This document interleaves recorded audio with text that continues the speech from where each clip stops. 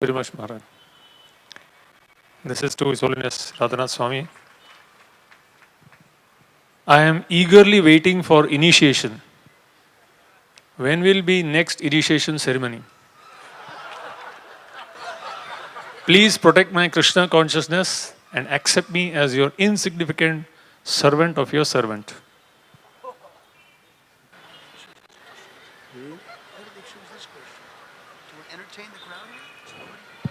Why did you ask this question?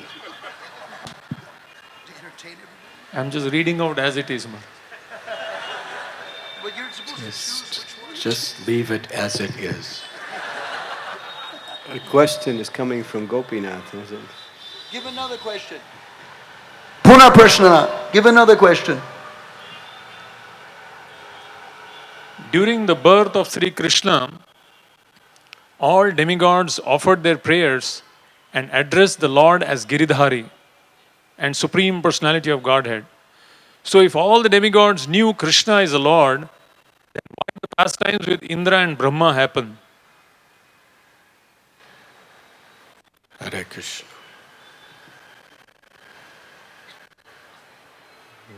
Yogamaya potency. Krishna sensed pride in his devotee Indra. So in order to teach him, actually to protect him, Krishna tells Paritranaya sadhunam vinashaya chatuskritam dharma samstapanardaya sambhavami juge juge. In order to annihilate the miscreants, the demons, protect the devotees and reestablish the principles of religion, Krishna comes. But there are many levels, because the greatest demon within is pride.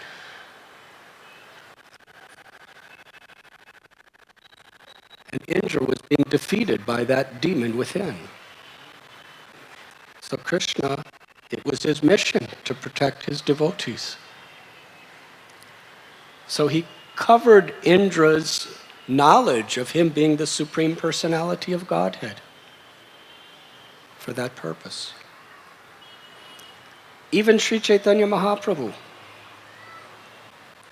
actually all the devotees, Srivas Thakur, Advaitacharya, Haridas Thakur, Gadadhar was still not born, but they were all doing puja and tapasya and Harinam Sankirtan practically day and night, begging the Supreme Lord Krishna to descend. And on that lunar eclipse night, they could all feel so much ecstasy. Haridas and Advaita were dancing in jubilation because they felt that the Lord had appeared. And Sita Thakurani, the wife of Advaitacharya, she came to Sachimata's place where she gave birth. And as soon as she saw little Gauranga, she thought, this is Krishna of Gokul, who has now just appeared in a golden complexion. She knew. But then the next day, nobody knew.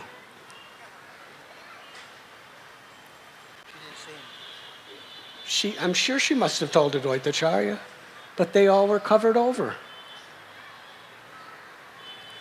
And they just thought he was little Nimai Pandit.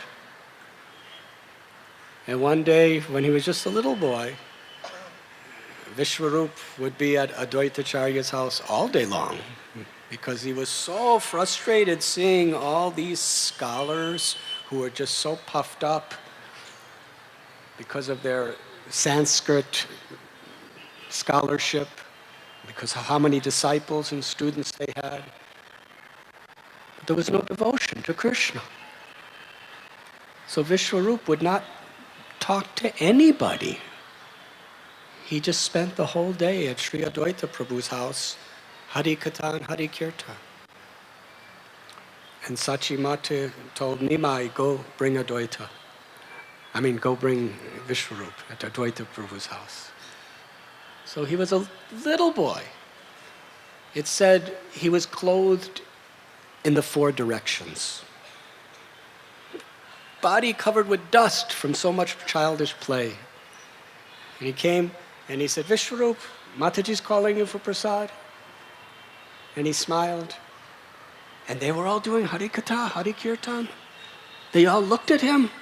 Advaitacharya, Thakur Haridas, Srivas, Srinidhi, Sriram, Sripati, they were all there. And they looked at little Nimai. They couldn't chant. They couldn't even speak about Krishna. All they could do was look at this child, gazing upon him. They couldn't even blink their eyes. And then little Nimai just pulled his brother by the dhoti, and they all both ran away. And they still just were speechless. And Advaita Prabhu, he was feeling,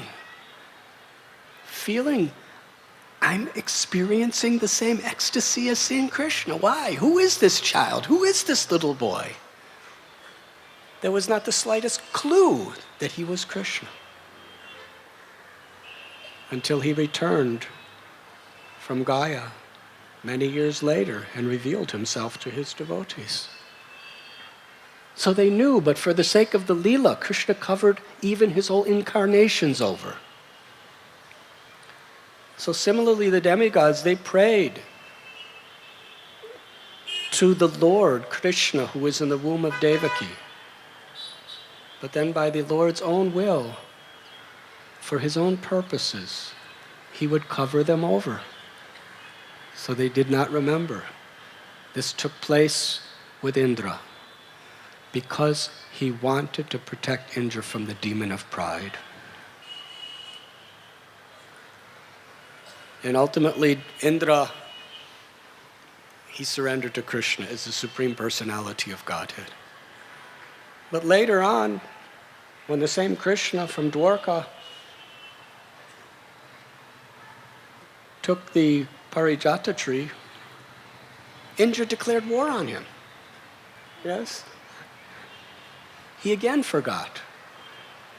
This is another lesson, that even if you're a devotee, if you allow pride, or allow greed, or allow a sense of proprietorship to become prominent in your life, you actually forget Krishna.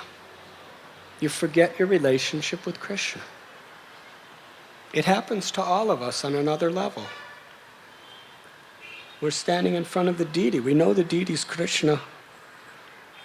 But sometimes when we allow envy or anger or pride or any of these enemies to go unchecked, we commit offenses right in front of the deities. We talk prajalpa right in front of the deities.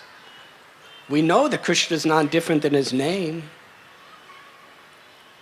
but yet we fall asleep right in front of him. Hare Krishna. And we're thinking so many things. So Maya covers us over. And we were speaking of Bharat Maharaj. He was so Krishna conscious. But due to neglect, he was completely covered over. So it is a lesson for all of us. If we allow, even as devotees like Indra, pride to become prominent within our lives, unless we check it through humble service spirit, it will cover our Krishna consciousness, and we will forget Krishna. So if even the demigods become covered over, what is our position?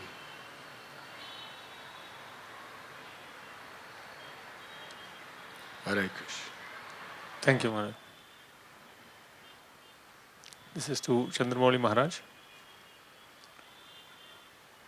Unless one controls tongue, one cannot control the belly and the genitals. In our temple, there are a lot of feasts practically every day and every 2 days. Nobody became Goswami by eating sweets regularly every day. What is the solution for this? How to control senses? For one level of devotees, eating sweet is nectar and it must. But one level of renounced devotees, eating sweet is poisonous. Which level is best to become a Goswami? I would like to say something before Maharaj answers. You are asking the right person.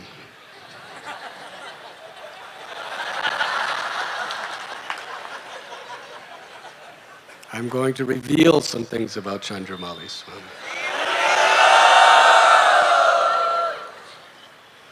In the Brahmacharya ashram on that muddy mountain, he, for the purpose of making sure the brahmacharis performed severe austerities, he was made the head cook. He was what? He was made the head cook? Yeah. To make sure that everybody would be austere. Yeah. He was so worried that we would fall down due to eating prasad that would agitate us.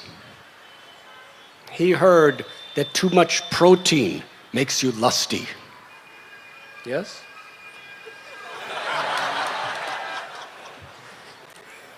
So, out of his parental affection, or whatever it was, There was no protein. he wanted to protect us. The breakfast. Do you know what oats are? Oats is heavy protein. Prabhupada said oats was horse food. Right, it's carbs. It's carbohydrates. Carbohydrates, right. Now, usually people boil it in water and it's nice and creamy, or boil it in milk. But what he would do is he would put it in a big wok. Yes? And then we didn't have gas or electricity, we only had wood fire. And the wood always burns very uneven. And he would just light a fire and the fire would be blazing, and he would just put the oats dry in the wok and stir it. And he was so expert that every day, systematically, half the oats were burnt black and half were raw white. They're burnt black and half were white? Yeah. Raw and burnt. Raw and burnt, both. Yeah. It was yin yang. Yin yang, huh? There was some balance.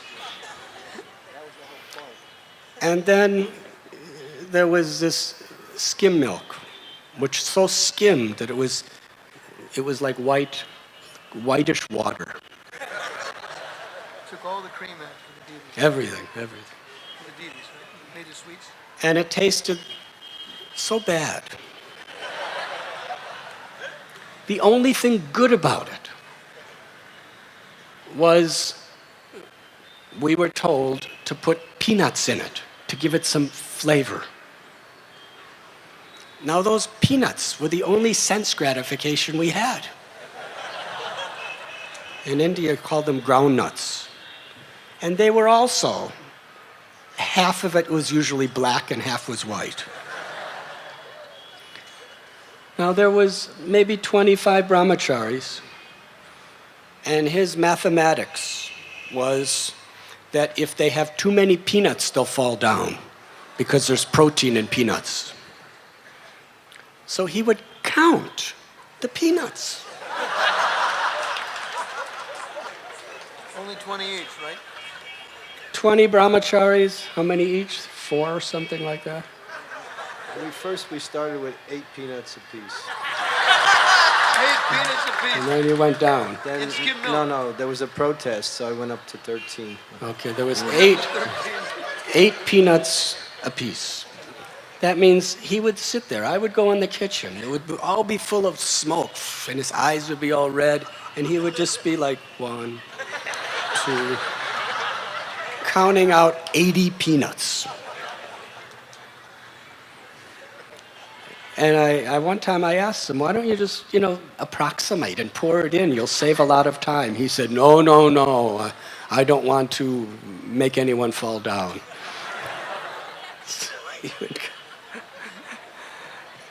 And then there was protests. It was like, really, negotiation. Serious negotiation. And ultimately, brahmacharis were ready to leave the ashram. Temple president had to intervene and order him to put more peanuts. So there was a settlement for 13 peanuts per brahmachari. Leaving ashram is what? You want to get married? What is it like? Your daughter was saying, welcome to Vrindavan. You want to get married? Is it like that? Was that what meant leaving the ashram? Something like that. So anyways, this question about You really prasad- want me to answer this prasad question is- then? You are asking the right person. With that background, you want me with that background, you want to ask. But I warn you, before he answers, beware. Is there another question? Wait a minute. Should he deflect the question? That's the question. No, he should answer. Acha. You finally should answer it.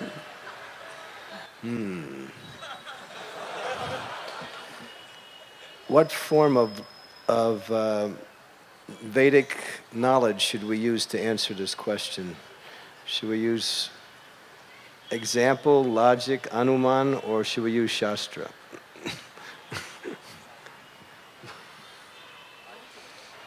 Take your choice, I'll start with shastra. There is a statement in the second canto. Srila Prabhupada writes in one purport that one who desires to eat very opulent prasadam is calling Cupid. They're calling Cupid. In other words, the tongue is the most voracious and difficult to control. That's why Bhakti Vinod Thakur included that in that song. And to control the tongue means to control the other senses. So prasadam is meant to control the tongue. And the principle of control is not too much and not too little. But taking Srila Prabhupada's statement in regards to how we should accept varieties of prasadam, he says that one should take a little bit of the nice prasadam maha, and then the rest should be very simple, nutritious, healthy foodstuffs. And that way one can control the senses nicely and go on in devotional service. If we become attached to eating nice prasadam, then that's an attachment. And it's hard to control the mind, it's hard to control the senses. And ultimately, in contact with the objects of the senses, then the mind becomes restless and what we say very much, it goes for those objects. So unless we are strict in our personal, what we say, day-to-day activities of speech and eating, those two things, then when the senses come in contact with the sense objects, then the mind gets dragged to try to satisfy using the senses. So the principle of Krishna consciousness is simplicity. So we try to, and this is up to the temples, to consider the needs of the devotees, not only nice, opulent prasadam as a way to make the devotees happy. The food should be nutritious, simple, and then some maha should be there. Now on feast days, that's a different story. But not every day is a feast. It shouldn't be like that. Otherwise, it becomes very hard to control the mind and senses. And without controlling the mind and senses, one cannot chant the holy names. And without chanting the holy names, everything's finished. This is question by a struggling devotee.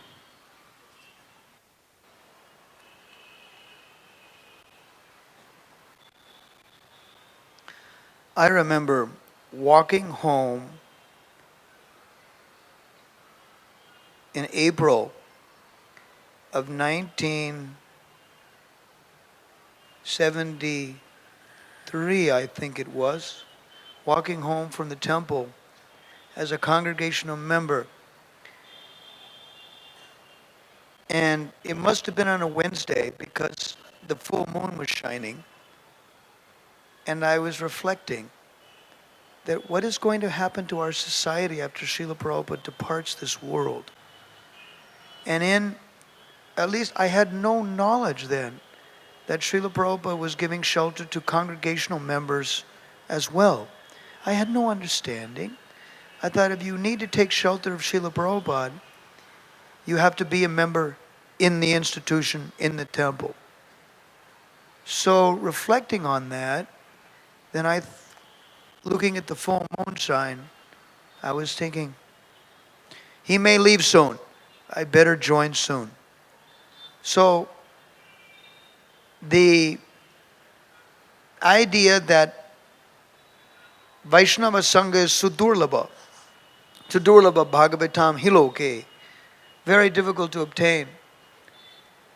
Meeting a bona fide spiritual master is described as if it is difficult, as if in the ocean of material existence there is a log. And in that log there is a knot hole on that log. And what is the chance that a sea turtle will poke his nose through that knot to drink air? It is that rare to take shelter of a bona fide spiritual master and a bona fide society of devotees. So it is very rare. And Srila Prabhupada was only doing what Gauranga Mahaprabhu was doing. Papi tapi jatta chilo harinama uddarelo thara shakshi jagadi madai. He was simply doing that, humbly. As Radhanath-Swami said, considering all the devotees to assist him was simply representatives of his spiritual master. He's simply humbly doing it, wonderfully, empoweredly, with great conviction, with great enthusiasm, and with lack of any agenda, but to serve them. And therefore, ISKCON was spreading in those days. So that is the obstacle. If the nectar is so great, then you're ready to cross over the obstacles, whichever they may be. The obstacles become opportunities to surrender. For those that are serious, the opportunities are there. Like Prabodhananda Saraswati Pad in Chaitanya Chandramrita was referring to how difficult it is to surrender to Lord Chaitanya. And he was describing about the illusory energy Maya. And he goes, "Oh Maya, I offer my respectful obeisances unto you." It's so difficult. But if you get the mercy of devotees and the urgency comes in the heart, then you can cross over any obstacle to achieve. It is a test by Maya. What do you really want in life? You want bhukti? You want mukti? What do you want in life? What is your motivation? Are you approaching God for realization? Give me a house by a sea and a color TV. Om Jai Jagadisha Hare. What do we really want in life? So it is a test. But sometimes the train will leave the junction, whether you're on the train or not. If you understand that the train will come soon, you had better move and get in your seat if you want to go. So that was the expediency in the early days of ISKCON. That we should not miss this opportunity of human life. We should not miss this opportunity. And if you don't take it up, you will miss the boat. You will miss the train. And you have only yourself to lament. Because you missed the opportunity. So that was a lot of these things in the early days. Because Srila Prabhupada was elderly and he kept warning us, "I'm an old man and any time I may pass. You take up this Krishna consciousness." Therefore, we were being repeatedly warned, time is short. Do the needful soon. Don't procrastinate. So that's how I remember. Radhanath Maharaj, Chandramauli Maharaj, anything to add there?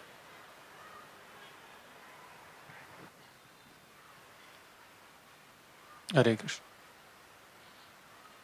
Just two quick announcements before we go to the next question. Anu Jhunjhunwala Mataji is requested to come near the reception desk. A vehicle that is blocking the way and the owner is asked to remove it immediately. The number is MH12DM1567. MH12DM1567. Hare Krishna. This is a question to His Holiness Radhanath Maharaj. Is it necessary for grahasthas to take vanaprastha? What household responsibility one should complete before taking vanaprastha? What challenge one has to face after taking vanaprastha?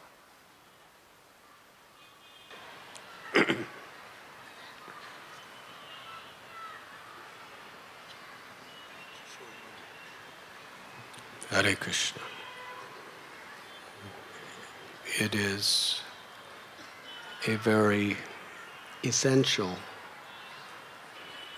part of progressing toward pure devotional service.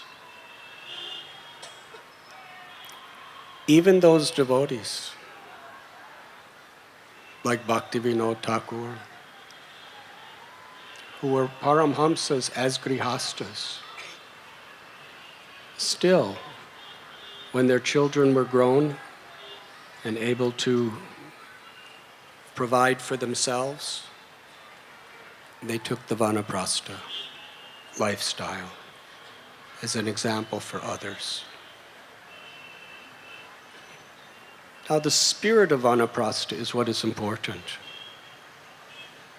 In the Srimad Bhagavatam, Narada Muni tells how the husband and wife, they leave home, they go to the forest, they eat only the roots from the ground and the berries from the trees, and they wear only the bark and the skins of trees. Not too many of us could do that, but the principle is what is important. The principle of focusing our maximum energy on devotional service. That now the children can provide for themselves. We have performed our duty to them of raising them, putting them through school, getting them married, unless they're brahmacharis. And they have some occupational sustenance. To hold on after that is unfavorable for pure devotional service. At that time, the husband and wife, they may be living at home, even in a city or in a holy place, but they're putting maximum time not in the botheration or disturbance for these worldly things, but for Krishna consciousness, because the dusk of life has come. After 50 years old and beyond, the notices that death is coming soon are there. So we should not waste time. We have really no other duty except to focus on bhakti. And that spirit is very important. To really give our life to the mission, in ISKCON, to the mission of Srila Prabhupada, to our sadhana, and no more material distractions, minimize it as far as possible, and no more sense gratification. At that point, the husband and wife are simply a team for bhakti.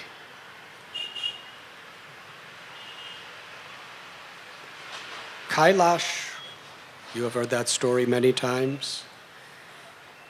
He always had a reason why he just couldn't let go.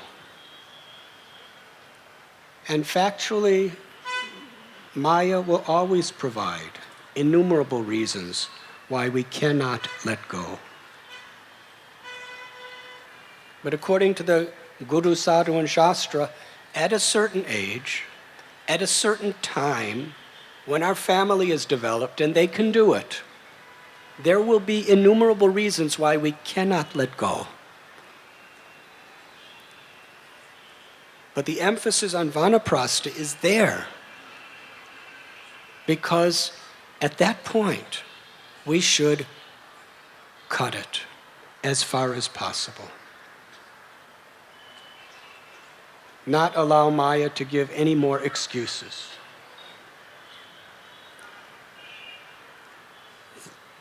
Krishna will help our children if we surrender to Krishna. And give our life and soul for the mission of Sri Guru and Gauranga. That is how Prabhupada practically encouraged Vanaprastha in the world we live in today. Hare Krishna. Thank you, Maharaj. This is to Sulinist Chandramauli Maharaj. How should one dance? In etiquette books, it is said one should dance very gracefully. But during intense kirtans, seeing everybody dancing furiously, it becomes difficult. I am confused. I have no experience with this question. Everything should be done in the mood of pleasing the Lord. And also with that consciousness comes the mood of pleasing the Vaishnavas. So when we're chanting, leading the kirtan, or we're dancing, or anything we're doing, that should be the consciousness. Everything is done directed towards the Lord for the pleasure of the Lord.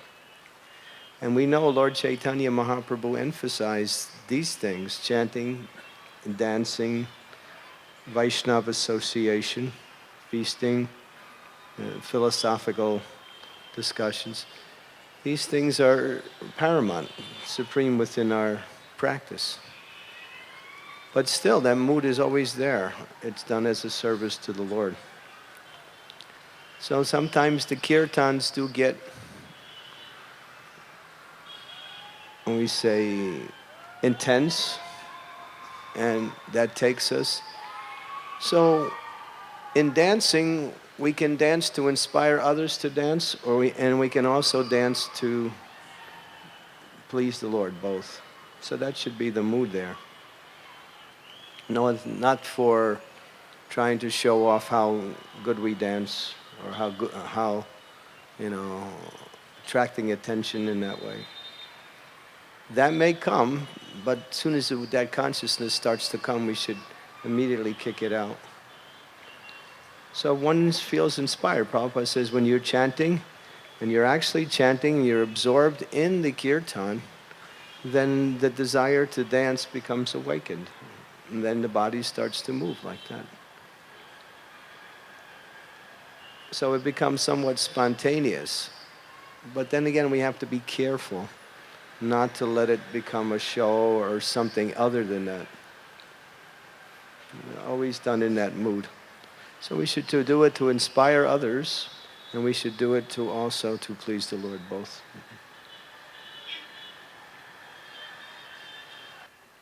Thank you, Maharaj. Hey, I have a question for that. Like in ISKCON, sometimes they dance in just like there are many different moods in different temples. We have 385 temples in ISKCON, and there are different managerial moods and different moods. So in Kirtan, without any deep instruction on how it's done, in 1970s, we saw what Srila Prabhupada taught us how to do in Kirtan, how to dance. We learned everything from Prabhupada: cooking, deity worship, preaching. We learned everything from Prabhupada. And we danced also in Prabhupada's day in a particular way. Now, after Prabhupada's departure, there are many different styles of dancing now. So, like for example, they like to, lock hands and they spin like tops until one person falls down, or Or they got the tunnel program, where they got where they make the bridge and they go underneath and like that. So many different styles. We never saw that. At least I didn't see that. In 75, 76, I didn't see that with my eyes. That in front of Srila Prabhupada we would dance like that. So the question is, how do we take new styles of dancing that we didn't see? Is it legal? That's the criteria, that doubt that may arise in the mind. Is it legal? Is such dancing legal? Your question is whether Prabhupada would approve of such things if... I don't really find that very inspiring. This holding like this and spinning around is more like a tug of war. I mean, there is a dance like that is there within the culture, but it's not done like that, the way we do it, to see who's the strongest and knocks the other person down. It's not a macho thing. That macho thing is really, really, really against the whole principle of dancing. Should be thrown out. And usually what happens, somebody goes flying into somebody watching, and that person who's watching gets crushed. I think, in the Radha Gopinath's handbook, it's mentioned about the culture of dancing, and they make that point, that we shouldn't dance like that, right? In the Brahmachari handbook there, it's mentioned. So I don't think that's a good idea. This tunnel thing, if you want to get very specific, it's kind of like a ballroom thing. It doesn't really, I don't know, I give my own opinion. I just don't see anything that is connected with our culture in that type of dancing. What Radhanath-Swami said yesterday is the standard of people who want to dance together. This tunnel thing is like bringing everyone together and doing it together. Maharaj was saying the circle dancing, it's mentioned in the Chaitanya Charitamrita. Devotees dance in circles. So why don't we do that kind of dance if we want to bring devotees together, instead of this other concoction? How did Gauranga dance? Is there Shastric? How did Gauranga and the Panchatattva dance? Oh, Prabhupada explained that he taught us what is it the Swami stepped. But he said sometimes if you feel a little ecstasy, that is all right. But we shouldn't make it a show. You can't. I mean, in the what is it? The Sachi Sudava. Was it that's so? Yeah, the first it says that Lord Chaitanya was always developing novel dance steps. There's one line in there. But I don't think we can imitate Lord Chaitanya because he's in a spontaneous mood of devotion. And spontaneity fits within the category of, of Krishna consciousness. But when we start doing these things that are just like His Holiness Jaya Pataka Maharaj Ki Jai.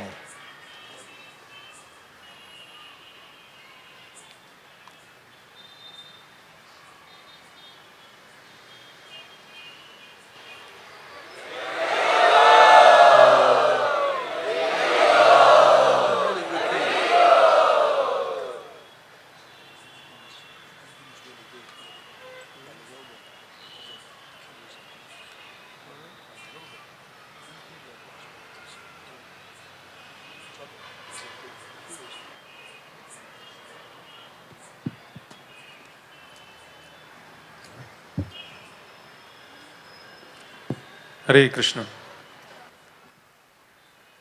Thank you, Maharaj. This is a very, very sensitive subject.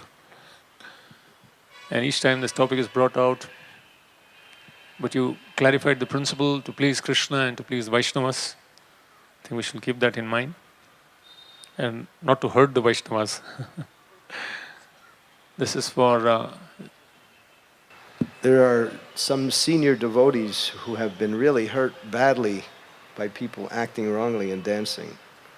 I won't mention names, but I know certain senior devotees who can't dance because, other persons have caused them some difficulties. So we should be very careful.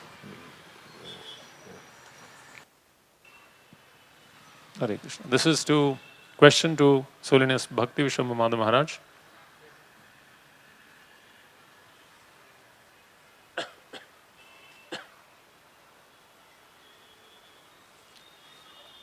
Among the scriptures, the Vedas are most authentic because they are Shrutis, the words of God. If Krishna is the Supreme Lord, then why is He not mentioned clearly in the Vedas as Supreme? And why these scriptures are so complicated and beyond the understanding of common man, with many contradictory verses, if they are the instruction manuals for a common man?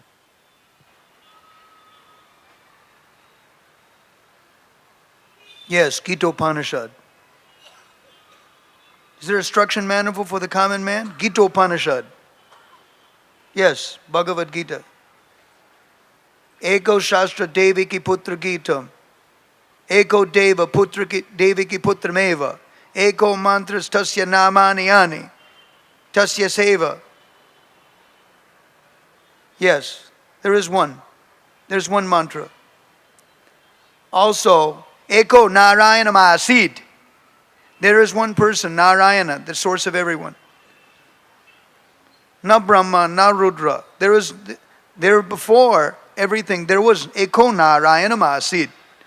So even in the Mool Vedas, that's there. Nityo Nityanam Chaitanas Chaitananam. So it is referring to by Lakshana. As far as Sri Krishna Chandra himself, the main pramanam we use, while Krishna is the Supreme Personality of Godhead, the source of all avatars, is the famous shloka, Srimad Bhagavatam, Canto 1, Chapter 3. I think it's 43. Ete chamsa kala pungsa Krishnastu Bhagavan Swayam. Indrari Vyakulam Alokam Mridayanti Yuge Yuge. So that shloka, Shukadev Goswami is quoting, that is the main pramanam that we've got. That although there may be so many scheduled incarnations with specific functions, Krishna's tu Bhagavan Swayam. There is there in the Sanskrit very strongly. Krishna's tu Bhagavan Swayam. That he is the original. And if you take from Krishnadas Kaviraj, Ekala Ishwara Krishna Arsabha Britya. That there is one Ishwara, Sri Krishna, and everyone else is Britya. Even up to Dauji, the first expansion of Krishna, is Britya. Everyone else is Britya. Even if they're Mahavishnu, like Advaita Acharya. He says that he's non-different, he's Advaita, and because he teaches how to serve the Lord, he's Acharya. He is the Lord, but he is the servant. Advaita Acharya is the servant. So all of them show Britya, how to serve. And Nityananda's bhava is to love Gauranga. Ek barde ke chakejal Gaura bole sakaidens nitaiden sakala sambal. If Lord Nityananda sees the tear of eagerness in the eye of the chanter of Gaura's name, then he awards everything to that devotee. So this is the idea of the Ishwara as a Britya. Krishna expansions as Britya. But ete chamsa kala pungsa Krishna's tu Bhagavan Swayam. That Krishna is there. So this is the main pramanam we use. Of course in Gita, matak parataram nanyat kinchidasti jananjaya. That there is no truth higher than me. Of course, Pundarik has one nice thing that I have that I really relish. That it says, Talosya naparam kinchit daivatam jagatitale yaya pravitrato loko Vishnu sangena Vaishnava.